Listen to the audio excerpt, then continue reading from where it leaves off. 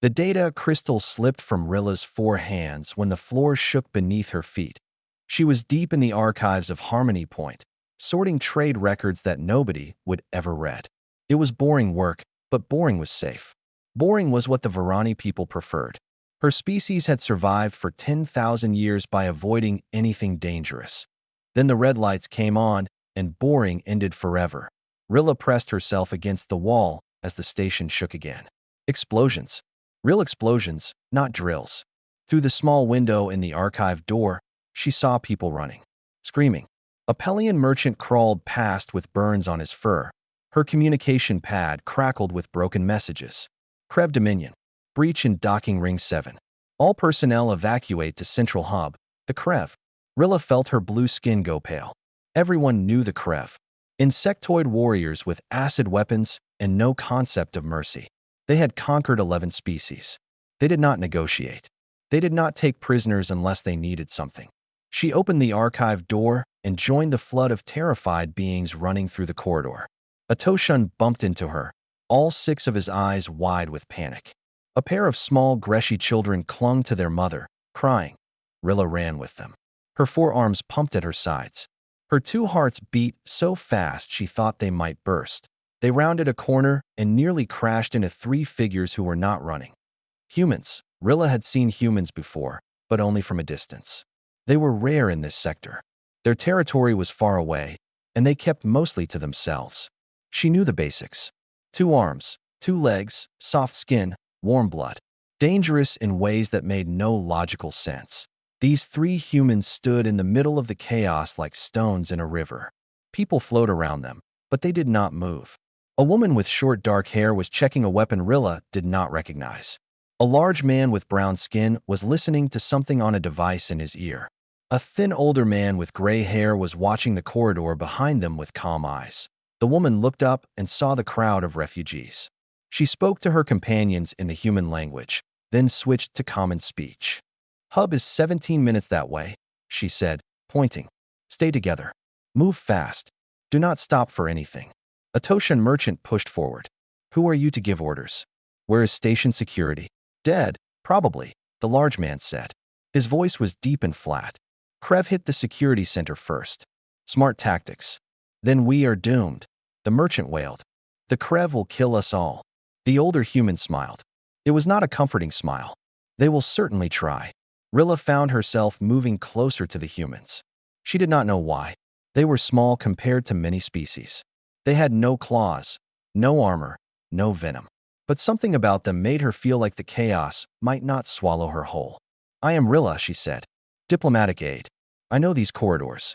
The woman nodded. Beth. That is Duro. That is Fen. We haul freight. Our ship is the Dusty Road. Freight haulers. Rilla's antenna twitched. You are not soldiers? No, Beth said. But we have done this before. Before Rilla could ask what this meant, Fen raised his hand. Everyone went silent. In the distance, they could hear clicking sounds. Krev communication. The insectoids were close. Main corridor is blocked, Fen said quietly. Patrol of at least 30. 30 Krev soldiers. Rilla did the math in her head. 3 humans with small weapons. 43 civilians with nothing. The odds were impossible. The Toshan merchant began to cry. A Greshi child whimpered. Rilla felt despair settle into her chest like cold water. Beth looked at Duro. Something passed between them without words. Then she looked at Fen. The old man nodded once. Change of plan, Beth said to the refugees. Stay behind us. When we move, you move. When we stop, you stop. Do exactly what we say. You cannot fight 30 Krev, Rilla whispered. It is suicide. Beth checked her weapon one more time. Her hands were steady. Her eyes were clear. The corridor is blocked, she said simply. So we make a path. Duro cracked his neck. Fen stretched his shoulders. They moved to the front of the group with the easy grace of predators. Rilla watched them and felt something she had never felt before. It was not hope exactly. It was darker than hope. It was the realization that she was standing next to creatures who looked at impossible odds and saw a problem to solve. The clicking grew louder. The Krev were coming. Beth raised her weapon and smiled. Stay close, she said. This is going to be loud. 3 Krev scouts came around the corner and died before Rilla could blink. Fen's weapon made a sound like tearing cloth. 3 short bursts. 3 bodies hitting the floor. The whole thing took less than 2 seconds. Rilla stared at the dead Krev. Their acid weapons were still holstered. They had not even seen the attack coming. Move, Beth said, stepping over the bodies like they were fallen branches. More will come. The refugees followed in stunned silence. Rilla noticed that the other aliens were looking at the humans differently now. Not with gratitude. With something closer to the way small animals look at wolves. They traveled through maintenance corridors, ducking through hatches that Rilla had to guide them to. Her knowledge of the station's layout was the only useful thing she could offer. The humans did everything else. Duro took the front. He moved with his weapon raised, checking every corner before waving the group forward. Beth stayed in the middle, keeping the civilians together. Finn guarded the rear, walking backward half the time, watching for pursuit. They worked together without speaking. Hand signals, nods, tiny gestures that meant things Rilla could not understand. They had done this before. Many times. During a brief rest in a storage room, Rilla approached Beth. "How are you not afraid?" she asked. Beth laughed softly. "Who said I am not afraid? I am terrified." "You do not look terrified." "Because fear is just information," Beth said. She was checking her weapon's power cell. "It tells you something matters. It does not tell you to run. That is a choice." Rilla's antenna curled in confusion. "On my world, fear tells us to hide, to calculate risks, to never act until we are certain of success." "Smart approach," Beth admitted. "Very logical. Your species must live long lives." "We do. Varani can live 300 years if we are careful. Humans live maybe 80, sometimes less." Beth smiled. "We cannot afford to wait for certainty." Finn sat down beside them, groaning as his old joints complained. "The girl wants to know why we are crazy," he said to Beth. "I did not say crazy," Rilla protested. "You were thinking it." Finn's eyes were kind despite his words. "Every species thinks it when they first meet us. Humans are broken. Humans do not make sense. Why do they run toward danger? Why do you?" Finn considered the question. "Do you know what Earth is like? Our home world." Rilla knew some facts. Class 4 planet. High gravity.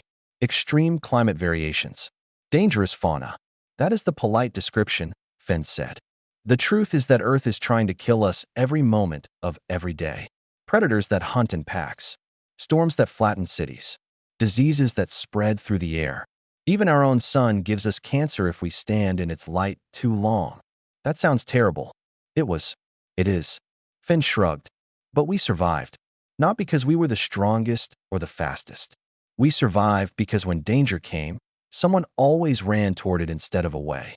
Someone always said, 'I will handle this so the others can escape.'" Beth nodded. "It is in our blood now.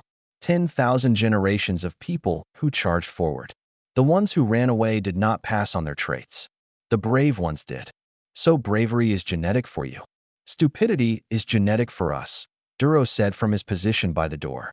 It was the first time he had spoken in an hour. "Bravery is just what we call stupidity when it works." A distant explosion shook the walls. The Krev were getting closer. Rilla could hear their clicking language echoing through the corridors. Beth stood and helped Finn to his feet. "Time to move." They gathered the refugees and continued forward. Rilla found herself walking beside Duro. Up close, she could see scars on his arms. Old wounds. Many of them. "You have been hurt before," she said. "Many times. Does it not make you more careful?" Duro looked down at her with dark eyes. "My grandfather came from a place called Poland. When enemies came for his neighbors, he hid them in his walls. He knew they would kill his family if they found out." "What happened?" "They found out." Duro's voice did not change. "They killed his wife, his brother, his parents. He survived.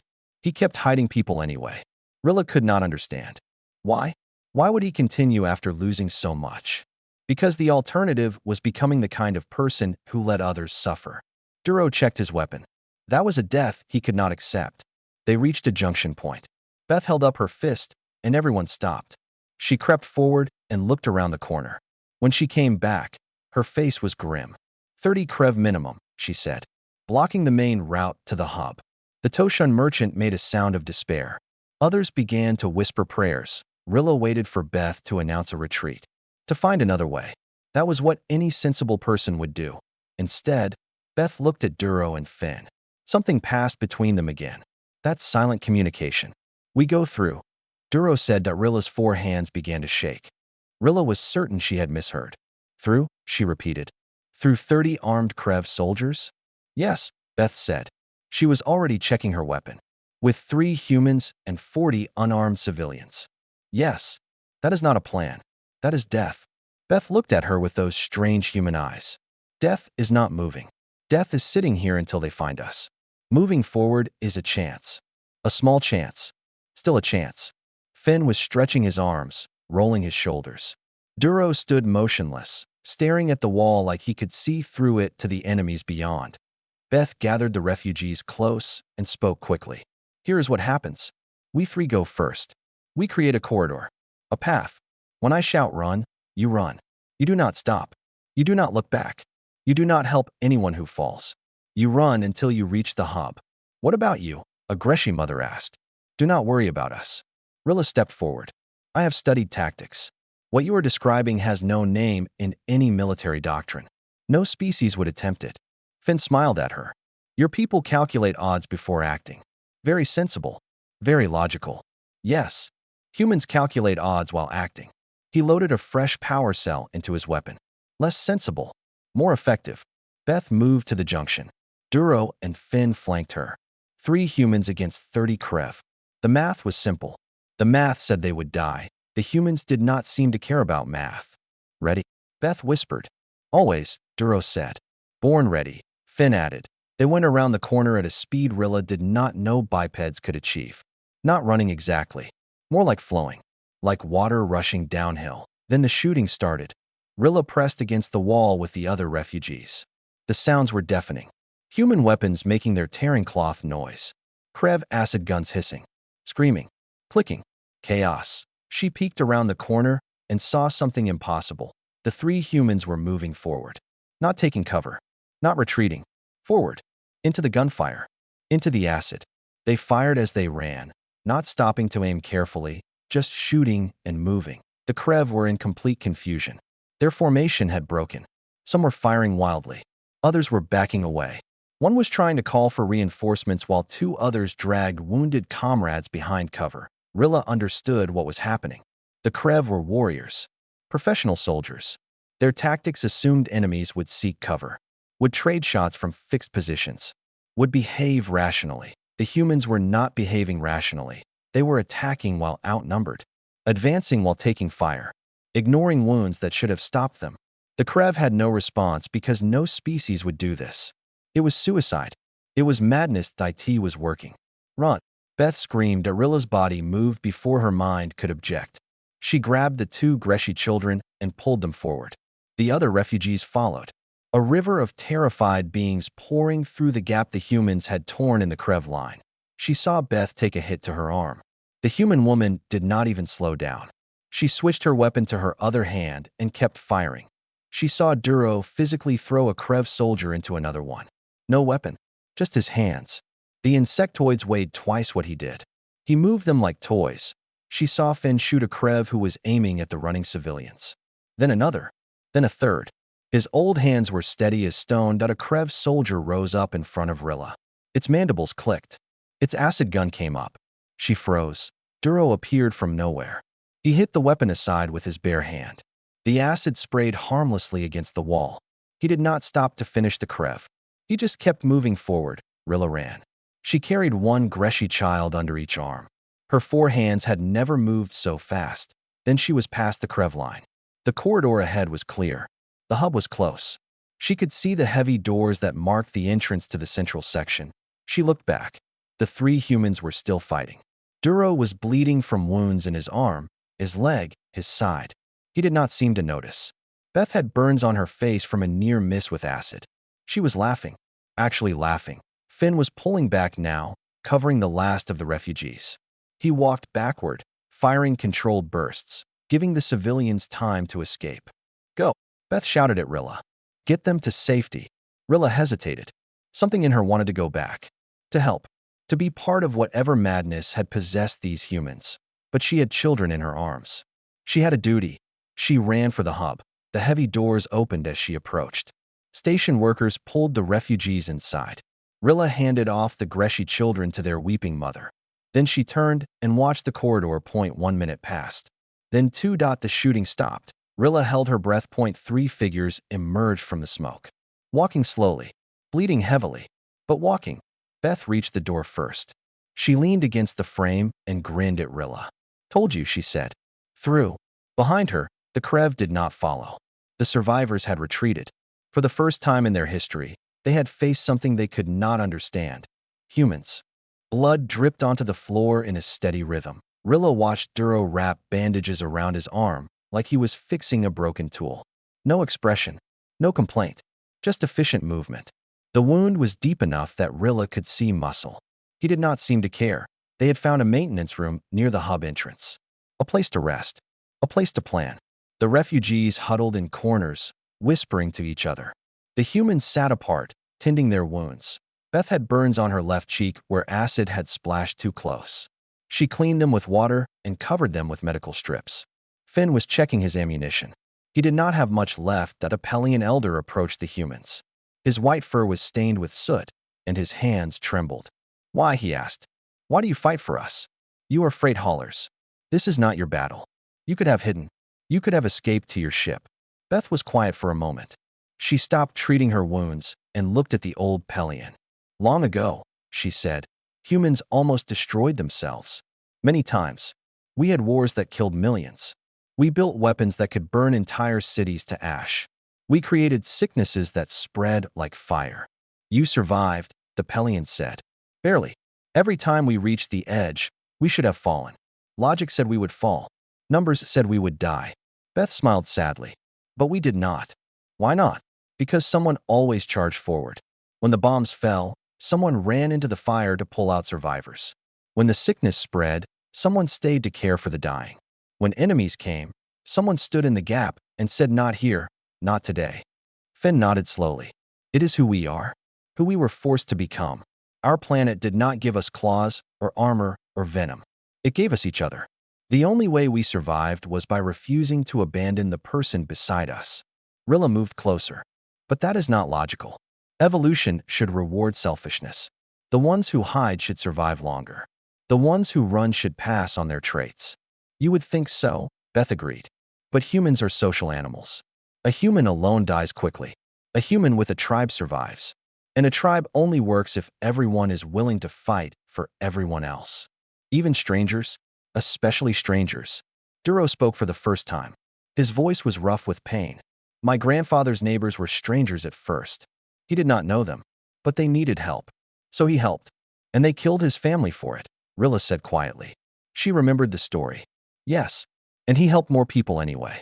Because once you decide that some lives are worth less than others, you have already lost. Duro finished his bandage and flexed his fingers. Better to die human than live as a monster. The room was silent. Rilla could feel the other aliens processing this. It did not make sense to them. It was inefficient. It was wasteful. It was completely irrational. And yet the 3 bleeding humans in front of them had just torn through 30 Krev warriors to save strangers that a message came through on the communication panel. Station-wide broadcast. The Krev commander's voice translated into common speech. We hold the command center. Over 200 hostages. Surrender the jump gate coordinates within 1 hour or they all die. This is not negotiable. The hope that had been building in the room vanished. 200 hostages. The command center was the most fortified part of the station. Even if help came, it would come too late. Beth stood up. She crossed to the communication panel and studied the station map that glowed beside it. 200 beings, she said quietly. We cannot reach them, a Toshan merchant said. The command center has 3 security checkpoints. Blast doors. Armed guards. It is impossible. Nothing is impossible. Beth traced a path on the map with her finger. Difficult. Unlikely. Nearly suicidal. But not impossible. You are not thinking of attacking the command center, Rilla said. With 3 wounded humans? I am thinking of exactly that. Finn groaned as he stood. I was hoping you would say we should wait for rescue. Rescue will not come in time. You know that. I know. The old man smiled. I was just hoping. Duro rose too. He picked up his weapon and checked it with mechanical precision. Plan. Beth was still studying the map. Environmental controls are here. If someone can reach them and trigger a reactor alarm, the Krev will have 90 seconds of confusion. In that 90 seconds, We breached the command center through 3 different entrances. And after 90 seconds, we improvise. Rilla listened to this madness and felt something strange happening inside her. Fear, yes. Terror, even. But something else too. Something that burned. She had spent her whole life avoiding danger, calculating risks, staying safe. She would live 300 years if she was careful. But what was the point of 300 years if she spent them being the person who hid while others suffered? Beth was asking for volunteers. She expected none. These were civilians, merchants and diplomats and workers, not soldiers. Rilla raised one of her 4 hands. Beth looked at her in surprise. I know the station, Rilla said. Her voice shook but did not break. I can reach the environmental controls. I can trigger the alarm. You could die. Yes. Rilla's antenna straightened. But I could also help. One by one, other hands rose. 8 more volunteers. A Toshun who had been crying earlier. 2 Greshi adults. 5 others from species Rilla barely knew. Beth looked at them all with something in her eyes that might have been pride. Then let us go save 200 lives. The ventilation shaft was not designed for a Varani body. Rilla pulled herself forward with all 4 arms, squeezing through spaces that scraped her skin. Sweat dripped into her eyes. Her hearts pounded so loud she feared the Krev could hear them. She had volunteered for this. She kept reminding herself of that. No one had forced her to crawl through tiny metal tunnels toward almost certain death. She had chosen it. The humans had made it look easy, choosing to fight, choosing to help. But nothing about this was easy. Every inch forward was a battle against her own instincts screaming at her to go back. Below her, through vent grates, she could see Krev patrols moving through corridors. Their acid guns gleamed under emergency lights. Their mandibles clicked with alien words she could not understand. She checked her communication pad. 15 minutes until Beth's signal. 15 minutes to reach the environmental controls. She kept crawling. The plan was insane. She understood that now. 12 volunteers total. 3 wounded humans. 9 terrified civilians who had never held weapons in their lives. Against a fortified command center full of Krev warriors. But 200 hostages were waiting. Beings who would die if no one came. Beings who had families, dreams, lives they wanted to live. Rilla had done the math. The logical choice was to wait, to hope for rescue, to let the hostages die if necessary. That was what a Varani would do. She was done being a Varani. The environmental control room appeared ahead. A small space filled with machines and screens. No guards outside. The Krev had not thought to protect it. Rilla dropped from the vent as quietly as she could. Her 4 feet touched the floor. She held her breath. No alarms. No shouts. She approached the main console. Her hands trembled as she studied the controls. Reactor alarm. Emergency protocols. Warning systems. She found what she needed. A single switch that would trigger a station-wide alert. The station's computer would announce a reactor breach. All personnel would have 90 seconds to reach safety stations. 90 seconds of confusion. 90 seconds for the humans to breach the command center. Rilla looked at the switch. Once she pulled it, there was no going back. The Krev would know someone was sabotaging them. They would hunt for her.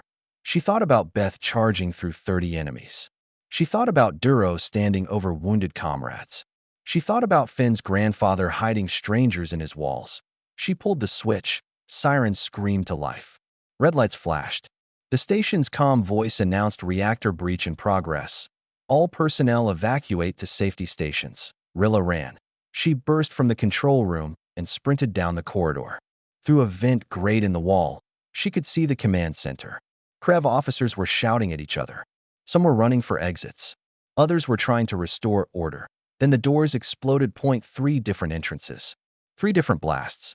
Beth came through the main door. Duro came through a side hatch. Finn dropped from a ceiling vent. What followed was not a battle. Rilla had no word for it. It was violence so fast and precise that her eyes could not follow it. Beth moved like water flowing around stones. A Krev swung at her and hit empty air. She was already behind him, striking joints, disabling limbs. Another Krev raised an acid gun. Beth took it from his hands and used it against 3 of his companions. Duro was different. He did not flow. He crashed. He hit the Krev like a wave hitting rocks. Bodies flew. Weapons broke. One soldier tried to tackle him and simply bounced off. Finn was a ghost. He appeared behind enemies who never saw him coming. Quick strikes to vulnerable points.